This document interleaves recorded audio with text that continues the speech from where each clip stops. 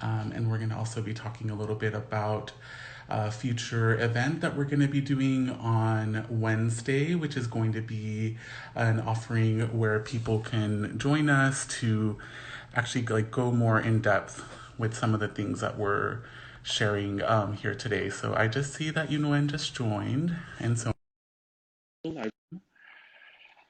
uh, yeah, so great to see everyone. Yay! Thank you so much for being here, Yunuen. It is an honor to have you here on Meditation Monday.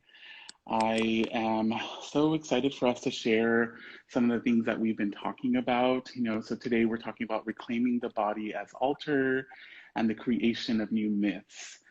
And I wanted to, before we start, to share kind of what this conversation is going to look like. We're going to, have a wonderful dialogue and then move into a short meditation that you're going to be facilitating for us.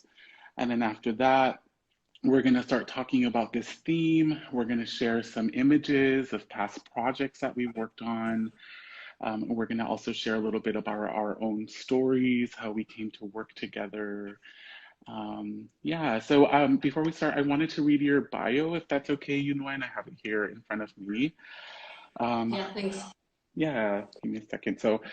So Yunen Rhi, we are a two-spirit performance artist, anthropologist, martial art instructor, and healer. Our roots are in Mexico, the United States, and Korea. We have cultivated ourselves in Western, Eastern, Native medicine pathways and practices as a way to deepen the understanding of selves. Our performance work incorporates ritual and psychomagic elements. Our performance interests lie in social practice as a way to create effective bridges between performance and community needs in a decolonial setting. Yes, so wonderful to have you here on Meditation Monday. I feel like a lot of the things that we're going to talk about are really connected to some of the other things that we've been talking about in this series. So yeah, welcome. I'm so happy to have you here, Yunuen. Yeah, thank you, Edgar. It's always an honor to be working with you, and also thanks for the invite here and to be Pam. Yeah, so should we, do you want to share anything before we move into a meditation, or anything you'd like to let folks know about what you're going to be offering in terms of this meditation? Yeah, of course. Yeah, the only indication I would tell you everyone is that what we're here to open today as an intention is interstitial spaces, or our journey into the interstitial spaces, right? So this is going to be a meditation that I learned in China, part of my Baguazhang practice. This is the internal martial art that I teach. And it's going to be very simple, but the most simple things go deep, right? So like they say, the still waters run deep. So yeah, this is a meditation that you want to be very comfortable. You can actually do it standing up, which is the best.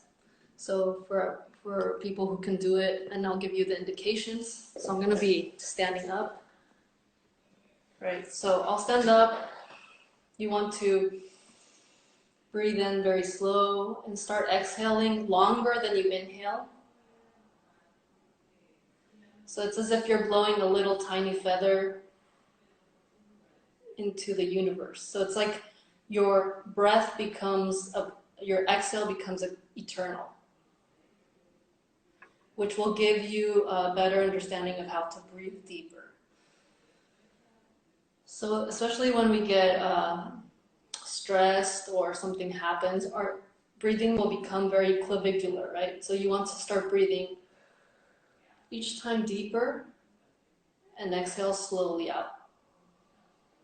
So that's the rhythm of breath work we will follow. We will then just be very relaxed in a standing position with eyes closed.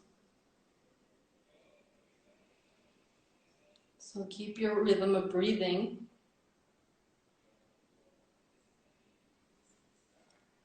So we're going to be rocking back and forth on the feet. We want to go back to that moment in time where we're sleeping in a deep sleep. Then the alarm rings. We manage to turn it off. We go back to sleep. And then we forget whether we're sleeping or we're awake. So our dream time and the real time merge. So go back to that state. Relax in it. Everything that you think, everything that you hear, everything that you smell, it's like a dream.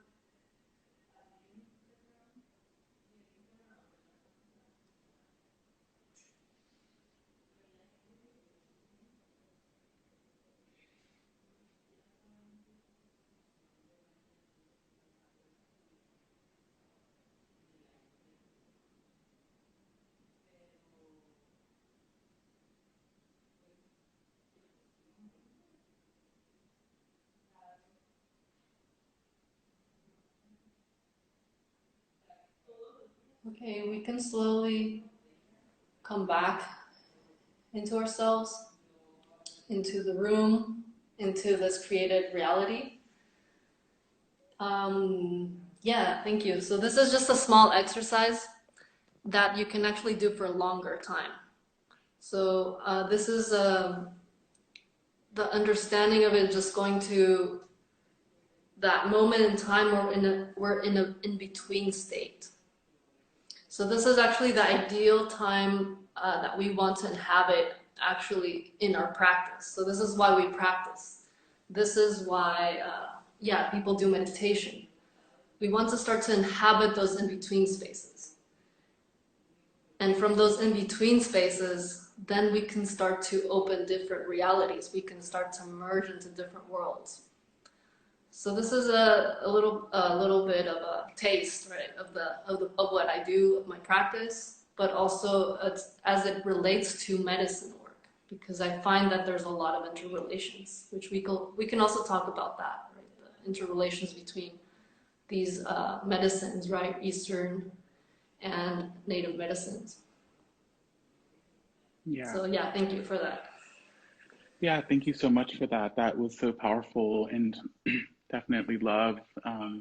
You and I have talked a lot about diving into portals together, right? And opening portals together. And I really feel that in those spaces, as you were naming it, there is so much infinite potential, right? And I think that's one of these, one of the reasons that so many different people from many different backgrounds have explored these spaces, have worked with these spaces. And so I'm definitely excited for us to talk a little bit about, this theme that we're bringing up, which is reclaiming the body as altar, talking about working with the body being a sacred site, right? And the creation of new myths. So I'd like, maybe, should we share a little bit about how you and I got to know each other, or how we've come to kind of work together before we start kind of going into talking a little bit about the theme? Yeah, of course. So I met Edgar at PAM in Highland Park. So Brian Getnick's space with Peter it's called PAM Performance Residencies, and they host a time where they invite artists. It's called Critical Forum. So Brian invited me there, and I took this pieces of armor from a performance, photo performance I did called Koyojaki Rising. And this is some of the armor that I took, and I have so I had this done in Oaxaca, collaboration with several people, including Panucha Chichimeca, who's here, and yeah, this is thanks for coming. So basically, this is a piece that I did in Oaxaca, and I was painted in different clays from resistance sites in Oaxaca. And the armor of the Colchaqui was made by potters from Oaxaca in Atzompa. So I worked with those communities actually in some of the fieldwork, anthropology fieldwork I did. And I had them make the armor of Colchaqui. And her joints are land spirits, so they're alive. The knees, the joints, the elbows, the shoulders, everything's alive, and they're all land spirits. And this is why they have eyes and fangs. So this is what I brought.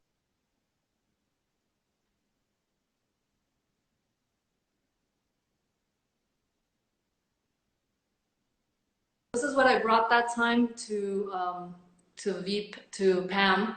I get confused Pam and Pam. So Pam, the interstitials are happening already, right? Yes, so, yeah. We are in that liminal space. Yeah, so Pam, that was where I met Edgar, and then Edgar took my workshop. I offered a critical forum, and then I offered a Bagua workshop, and that was the first workshop I did in LA. So that was about almost 4 years ago, and that was amazing. And then since then, we were actually talking about that same day about obsidian, and then we ended up collaborating together a few years later with different workshops we offered in LA. Especially at the Peter Performance Space. So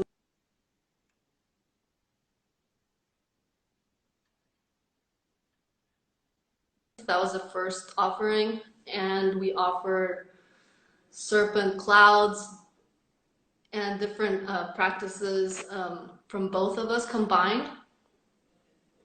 My constellation method and Edgar's scrying method of obsidian, and also some of their meditations and other work. So that was a really beautiful time where we were able to merge together those offerings, but as well as we were able to also collaborate in different performances. So I invited Edgar to my performance In the Name of My Abuelita, the first one I did at Pam.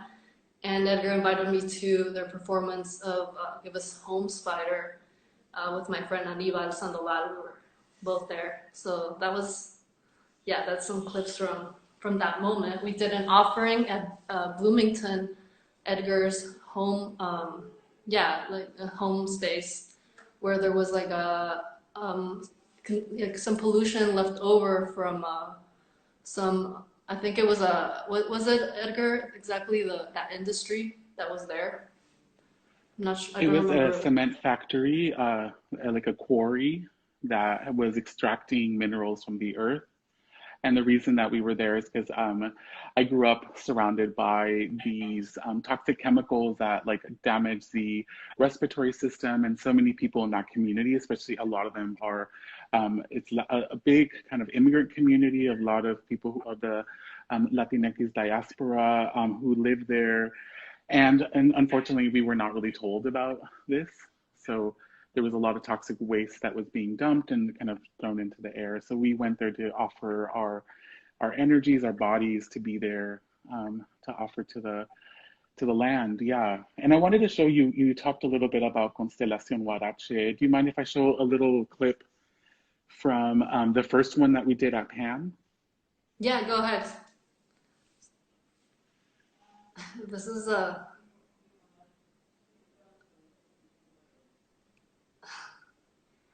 this is from the first constellation that we did, the very first constellation. Since then, I've done 13, and at times with groups of 25 people. It's a collective medium method called Constelación Huarache.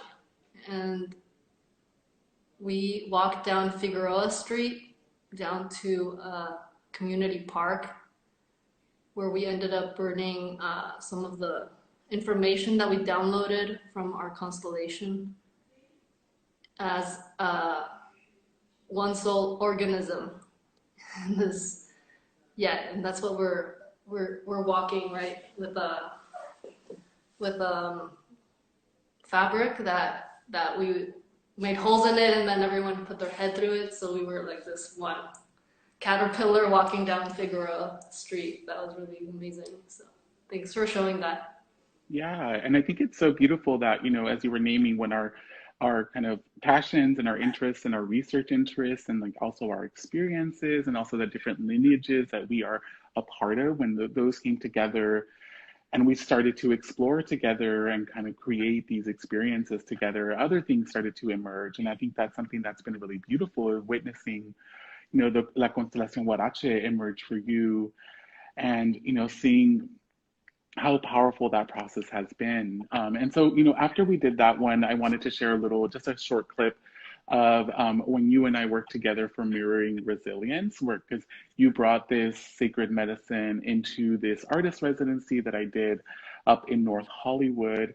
It was funded through the Department of Cultural Affairs from the city of Los Angeles. And so Yunuen was able to offer the Constelación Huarache to a group of artists, creatives who were there as well. So I'll show a small clip too, and if you want to share anything about that while we're watching it, Yunuen. Yeah, so what united Edgar and I was our medicine work or experiences. In my case, I had come from a background in anthropology, which led me to also medicine work and being a facilitator in peyote medicine ceremonies. And then it turns out that Edgar had just told me they had discovered that their father was Wirrárica, or Huichol origin. And that was really amazing because it connected him directly to the keepers of the peyote, right? So the Wirrárica people or Huichol people in Mexico are the keepers of the peyote medicine. They're the guardians and the ones who have been holding space for that medicine and doing pilgrimages and offerings for that. And so this medicine work that you're seeing here is like a ceremonial work coming together into a dynamic that's a collective healing experience that doesn't use medicine, but it induces it in us. So yeah, some people at the end of that felt that they had eaten mushrooms, because I worked directly with also some of these elders in giving place to elders who were many times their knowledge was appropriated, they were forgotten, they were basically robbed, right? So in my altar I have Maria Sabina, and this is a little bit of what happened, right? People embody a certain aspect that they need to understand. So whether it's an aspect of an urgency of themselves at that moment, for example, in that constellation, some of us, I think there was one person that chose to be redwoods. I think I chose to be butterfly.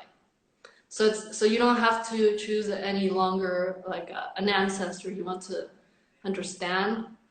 It has to do with choosing maybe a concept. So this is where it becomes different than also some therapy work, like family constellation therapy. And this is a method that was used, discovered in Germany, right, by Bert Hellinger. But he was a missionary who was studying Zulu people, how they did healing work. He noted all that and he created that method. But seldom are people knowing about that. People who do it, they don't know about it. That means he never credited them. He never invited them to those works. He never collaborated with them. So when we're talking about opening new myths up, it's also putting an end to this kind of abusive way of relating to people's knowledge systems, especially those knowledge systems that are oral tradition. Oftentimes that's not valued, right? It's stigmatized because it comes from people who maybe didn't go to a school the way that we understand school to be. And that means that there's like a permission for them to violate the information they have or to take it. And so this is, the altar is kind of a combination of also 3 levels of healing work. So the level of healing that comes of being able to put down our elders, maybe elders who were forgotten, that are no longer forgotten because we're remembering them there, right? So we're already creating a new pathway, new myth. Then that person maybe connecting to a different culture and where that came from, right? So it's kind of right now we have a need to reclaim a certain information. Some of us who grew up in the US or are migrants to the US forgot about some of the background we come from, whether was it from stigmatization, whether it was from shaming, whatever the reason, some of us are drawn to those roots, right? So what we're trying to do is reclaim that information as soon as possible so that we can be grounded completely in ourselves and not be bothered anymore by the shame or appropriation or anything that has to do with kind of oppression systems, right? So Yeah. it's like not giving room to that and opening up other spaces. And so that's what we're intending in the work that we do on Wednesday, and in the Huarache constellation that I do. And I feel that when I met Edgar, it's kind of the same type of idea of that what they're doing in their magic. So it's just a little bit. Yeah, I think that's one of the really I definitely feel like that's one of the many things that connects us together, Yunuen, is that we really want to honor the legacies that we are a part of, that the kind of ways that we've been able to receive information from our elders, from our ancestors, from different people that we've worked with, and we kind of bring this information to our community. And I think a part of what we're talking about is when we're reclaiming our our lineages, our kind of the medicine that we're connected to, the practices that we're connected to, that really starts to also honor our body as a sacred conduit that's able to really channel information from the ancestors, from the plants, from the animals, that we're able to work with the body and to, as you talked about at the beginning of this conversation, enter into that liminal space where you can open up your senses and really allow things to move in. And I think that's why, as you were naming earlier, it can feel like a psychedelic experience to open up and to kind of allow your awareness to expand in this way. I'd love for you to share a little bit about, La Constelación Huarache, and also about Maria Sabina, for folks that might watch this who don't know who Maria Sabina was, if you want to share a little bit about her. Yeah, Maria Sabina was a priestess of the mushroom medicine in Huautla de Jimenez, Oaxaca. She was the spearhead for the psychedelic movement in the world. And she was also spearhead for LSD research and also research on mushrooms. Yet she was never given full credit for that. She was interviewed. They were, Time Magazine did a spread on her. They were taking information from her just as many people take information from elders and then never go back to take care of them. She hosted big people, big names of like the Doors, the Beatles, many beatniks, a lot of artists that thanks to her, that helped them open other dimensions in their own work. And that's why I say that it opened up the psychedelic movement in music.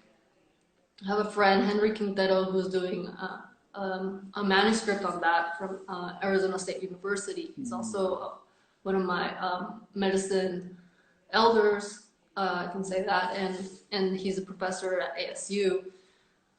That we are talking about that since when I started to do my master's thesis, right? So how can I step away from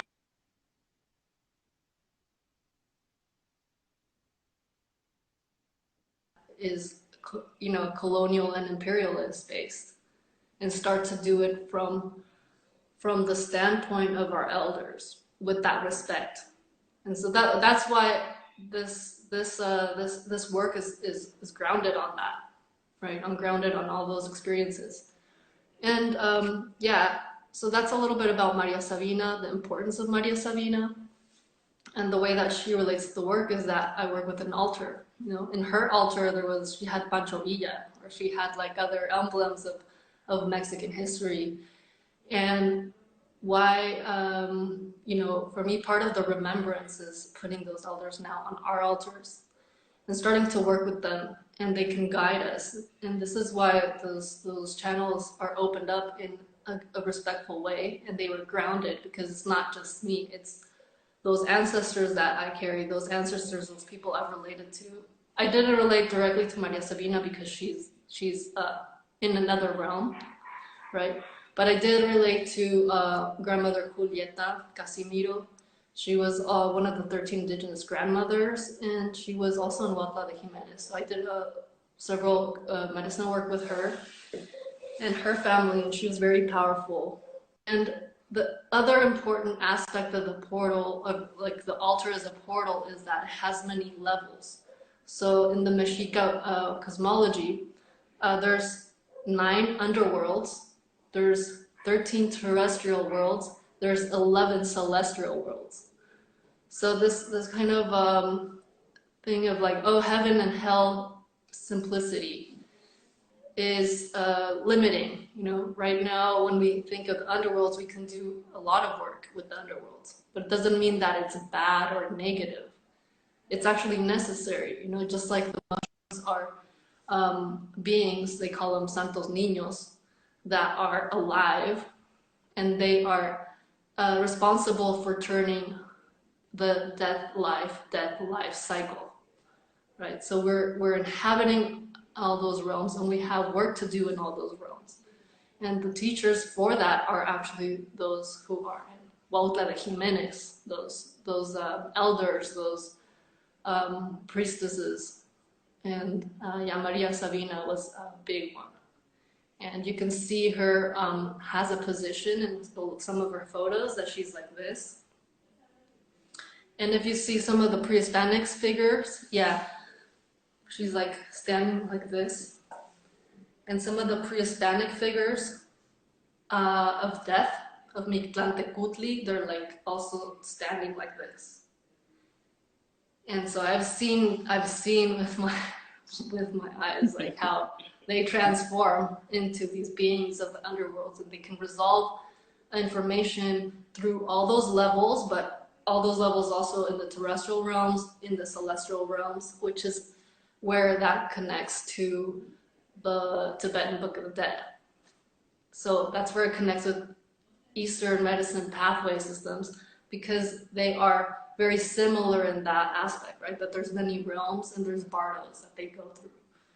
So it's very similar to that. Also, if you can think of, you know, in tantric practices, some of the, like the Green Tara and their consorts, they're much like, you know, each god, goddess in Mexica cosmology also has their consorts, or they call them like their duality, even though I don't think that's an appropriate word, because it's more complicated like that, you know?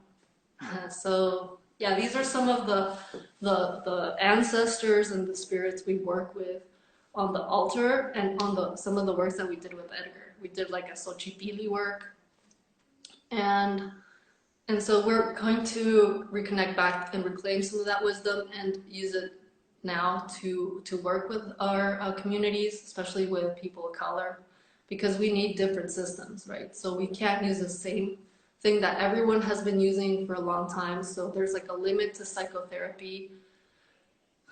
There's like a lot to talk about there, right, Edgar? I think that these are some of the conversations that we also had when we met that go deep, that are deep rooted, because we're needing something else and something immediate for people to start to find a way to open up to these interstitial spaces and to get grounded fast, right? Away from post-traumatic stress disorder that comes from our family lineages. You know, we need to step away from these kind of self-destructive habits and start to inhabit fully our body. So this is why we do this work. This is why I do this work, so that I can teach people how to be a proper channel for their own spirit. And then from there, we can start to also inhabit other maybe concepts to understand something that we don't, right? Something that's not fully there. We can do it through embodying it in a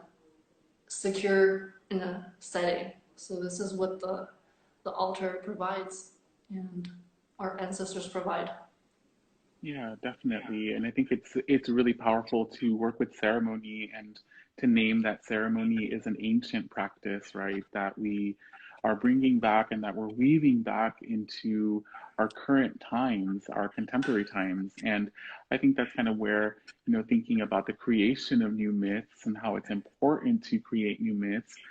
I was sitting for a moment this morning thinking a little bit about what our governments and the leaders in our country are offering us in terms of narrative, in terms of myths around what is happening, both right now with this current pandemic, as well as, on a larger scale, what's happening with global warming and with changes in the ecosystem, and thinking about the narratives that they are providing and, thinking how important it is to really tap into our bodies, to listen to the narratives that are wanting to emerge from our bodies, the energies that are wanting to move through our bodies, and to also create a safe space, as you were saying, for people to share and to process and to collectively co-create something together.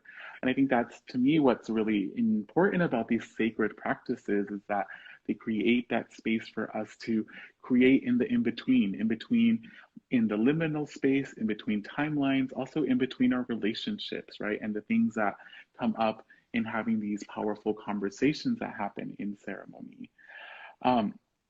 So with that, I want to share that on Wednesday, Yunuen and I, for people that are interested, we are going to be offering a virtual workshop that's going to be happening on Zoom. So anyone all over the planet can join.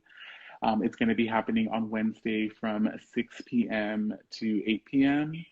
Pacific Standard Time. And we're going to be navigating the vortex and really embodying and bringing a lot of these concepts, these ideas into a virtual ceremonial experience that people will be able to actually share in. And if you're interested in that, you can go to my Instagram or to Yunuen's, and there's a sign up sheet there that will give you information about how to register. My name is at Edgar Fabian Frias, and Yunuen is at Yunuen _RHI, and Yunuen is YUNUEN. RHI _RHI. So anything you want to share about that, Yunuen, about our upcoming workshop, or about this idea also of creating new myths that I was just talking about? Yeah, I feel that it's so important to inhabit this space, the virtual space, content.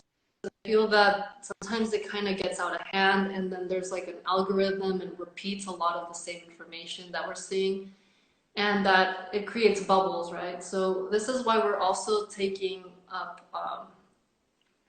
the moment to do this and offer workshops like this. And then you might think that that's a challenge, and I certainly thought this that it could be, and I've already experimented in doing a constellation with the Korean diaspora last week, and it was really powerful. So I think that this is also a new challenge. If this is going to continue, or this kind of social distancing, or actually how can we create new pathways of connecting with people all over the world, because this is a great potential, right? And to meet people that are from different time zones and merge everything together. And it is possible. And what we experienced last time was very powerful. So I can give some indications of what to do or what to bring, of ways to relate with the participants, but also through this medium. So there's a lot to talk about there. And if anyone has any questions regarding that, and they're free to write us. Yeah, they're free to write me. You can ask anything that you'd like if there's a doubt on the way that things work. And yeah, what I do is set up and open a space. We would open like a space at the beginning, a little bit just like what we did today, but actually more extended. This is why we are setting up something that's not on a live Instagram, that it's more intentioned and more dedicated to a specific time and time frame. So yeah, there's too many distractions here, so we could only do limited amount of presenting our work. That's what we did today, and a little bit of the meditation, which is a taste of what we can do. Yeah, and What I'd I like do to. in the yeah. I was just going to say, and if anyone here who's watching right now has a question or if they have any comments, we're going to be on for maybe around a little bit under 10 minutes. So if people have any comments or any questions, feel free to send them right now while we're talking, and we'll make sure that we get to your question or your comment. Yeah, please continue, Yunuen. Yeah, definitely. Write us. Yeah, we have the altar set up. That's what we would do that day, and we would do also writing exercise so that people can brainstorm an urgency regarding an urgency that they have at the moment, and then select some words to inhabit. And then I'll give indications about how to do that and some of the ways to interact. And then Edgar is also going to lead some work before that as well to be able to ground everyone. And the techniques that I use sometimes are with my practice. So some of the information that comes from my practice. So Chinese medicine points, acupoints, and alignment, as well as postures for grounding. And then I also sometimes use Mexica medicine points, so Mexica chakra points, to activate, because we are in a relational, we're in a relation with everything around us. So this is also a concept from indigenous epistemologies, where we are related to everything around us. And when we break that bond, right, that's when we feel dissociated somehow. So everything around us, including our body, so making the body an altar is starting to dialogue with our internal organs even, right? Our chakra points. So those in the Mexica medicine system, they are alive. So each point has a meaning, and we're going to be activating them. And as we activate them, you will start to feel also, your body as a channel. So this is the difficult part. So somehow we were disconnected from that and fragmented. And then now if you want to heal your mind, you'll have to go to a psychiatrist. If you want to heal your heart, then you'll have to go to a cardiologist, right? If you want to train, I don't know, your abs or something, then you'll go to a personal trainer. So see, everything about us is fragmented. We want to bring it back together. And Definitely. This is what we're going to do that day. Definitely. Yeah. And I have a question here from Este Ojo asks, can you talk a little bit more about altar as portal? Love this. Thank you. Thank you so much, Este. We really appreciate you being here on the live stream with us. Yeah, I'd like to talk a little bit about that, about altar being a portal. I think altars are really powerful spaces that we can work with to open up space, and we can do that. One thing that I really have loved learning about from my indigenous elders is that there is a sacred resonance that comes with building altar spaces and with entering into a space of ceremony. And when you kind of set that intention, you tap into that field and that vibration of energy, and that field exists beyond time and space. And it really allows a portal of time and space to open up. And that's really one of the ways that we're able to really commune with ancestors, commune with other, elements, parts of ourselves. As we're working with our body as an altar, we're also opening up those pathways of communication and kind of dissolving some of those fragmentations that Yunuen was talking about that happen within this mechanistic system that we've been forced to be in. And so really it's about unifying and bringing back together and working with altar as a portal, as an opening to help build these bridges and weave these fragmentations back together. And I don't know if you have anything else you would want to add, Yunuen. Yeah, I think that what I would add is something we were talking about in some of the clips before that we recorded, that fortunately there's practices that have been preserved through oral traditions that contain this wisdom. And this is the importance then of our altars, right? So for example, my practice, my body practice of Bagwajang, internal martial arts, is a system that combines Taoist, Buddhist, and martial arts philosophy, right? So all of that is a system that was set up. And as a system, it has information embedded in it, like codes. So when that is transmitted, then you will pick up those codes and then you can apply them just as a protocol, right? So also ceremony is a protocol.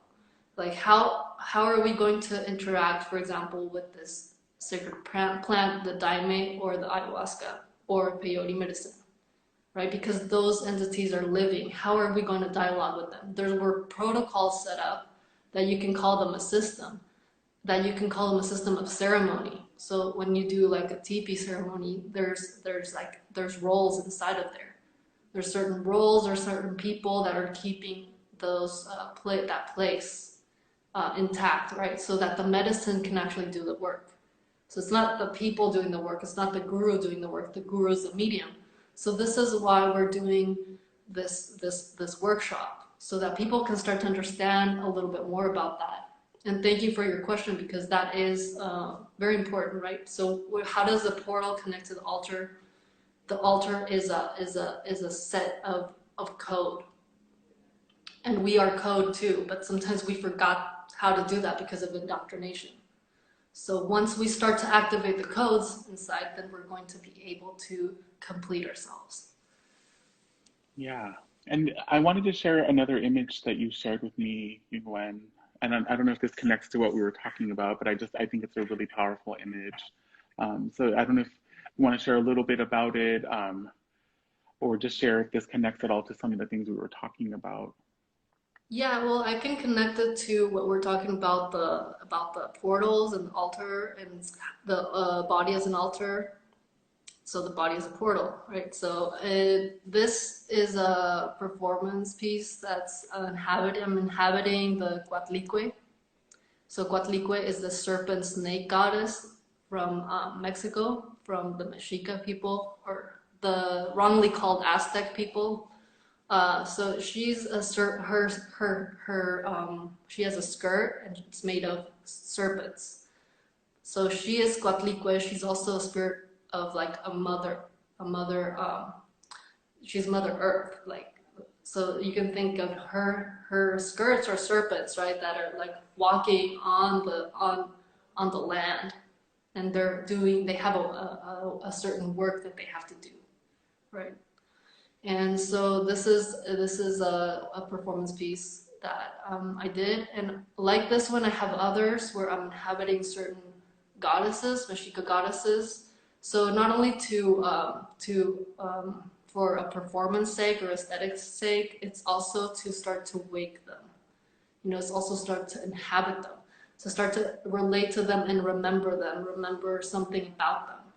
And so as I remember something about them, they also remember and start to wake up. They can also start to do work through me as a channel, right? So if I'm a proper channel, then I can inhabit something about them and aspects that can also wake up certain information if it was lost in my lineage, you know. So this is where I also say that this is important work to do, because there's certain information from our lineages that we forgot, you know, whether it was even like people who are totally disconnected for many generations from their ancestors. They can still reclaim certain information through these kind of practices. And with, you know, that really connects to last week we had Ofelia Esparza and Rosana Esparza Arens here on the live stream, and they were talking about altares and the power of working with altares, and also the power of remembering ancestors, remembering the people that we're connected to, and you know the sacredness of doing that, right? When we remember, we create that channel, that portal, and we are able to, again, inhabit their energies, and they're able to inhabit us. And we're kind of healing some of the wounds that have been caused by colonization, right? That have separated us. And I think that's also a big part of this work, is helping to heal some of these wounds, as you named, that we all have experienced, and that many people, you know, in these different diasporas have experienced as a result of colonization. So we just have a couple more minutes here. I wanted to ask if there's any last questions that people may have. Hi, Xenogenitalis, nice to see you. Thank you for being here on this live stream. Also, while we're waiting to see if there are any more questions, any more comments, wanted just to share again that on Wednesday, we're gonna be offering a workshop called Navigating the Vortex, and it is going to be an embodied virtual workshop. There is information both on my Instagram account at Edgar Fabian Frias and over on Yunuen's Instagram account. We're both tagged in the Vincent Price Art Museum's most recent post. And are there any other ways that people can get a hold of you, Yunuen, or that they can learn more about you or of your practices? Yeah, you can go into my website. It's isuini.com, isuini.com. So that's the website for my internal martial art practice called Bagwajan. And I have a performance page that I'm opening, and it's still under construction, but at least you can see some things there. Yunen Rhi.com. So just like my Instagram name.com. And that's my website that I'm still working on. So those are 2 ways, and you can also contact me through here if you have questions. Wonderful. Yeah. Well, we're really grateful to everyone for joining us here, whether it's here in this moment or later on if you watch this as it's going to be up on the Vincent Price Art Museum's Instagram account. So definitely feel free to reach out to us if you have any questions. I see here that El Hermit just said, excited for Wednesday. Thank you. So powerful. We're really, really excited for you, El Hermit, to be a part of this. As Yunuen and I said, we're really wanting to work with folks of color, with folks who are, also sacred conduits, which could be, lots of people in our divine communities of color and folks who are in the queer, the trans, the gender expansive realm, people who come from these divine intersecting backgrounds. So we really are excited to connect with you all. So El Hermit, we're really happy that you're going to be a part of this ceremony. If you're going to, again, if you're wanting to join us, we have information in our profiles. Click the link that's in our profile and you can find out more information about how to join and register, and we will send you the information about how to join us virtually. And Xenogenitalis just asked, are you streaming any live Bagwajan? And that's one question. And then chicken tastes like wood. Asher says, so beautiful, thank you. Vidivita says, thank you also. Thank you so much for being here on this live stream and for watching this. But yeah, are you streaming any live Bagwajan? I haven't done any live streaming of Bagwajan, but I do have some classes that I teach online. And if you go to my site or if you write me, I'll send you the information. And it's sliding scale too. So I have, actually it's on Tuesday evening, and it's connected also to the Philosophical Research Society where I teach normally. And that's a good day to join if you're new, because I'm going to have a theory presentation and a practice presentation. And that's at 5 p.m. PST. And yeah, just send me a message and I'll give you the information. Yeah. Oh, and Chicken Tastes Like Wood just asked, will we be doing more talks together? Not at this moment, we don't have any plan, but again, we're going to be meeting on Wednesday and doing a ceremony together. So that's definitely a place if Asher or other people are wanting to come and connect with us some more. But I definitely feel like, Yunuen and I have worked in many different capacities. We're constantly mutating our offerings. And so I'm really excited to see how we end up working together again and offering some of these conversations. Because I do feel, I definitely really trust in spirit for bringing us together and for connecting us, because there are so many intersections, and, both in terms of our passions, as I said earlier, but also in terms of our own stories too. I feel like there's so many connections there. So thank you for that question, Asher. Yeah, big hug, Asher. And any more questions? Yeah, I'm looking forward to the work.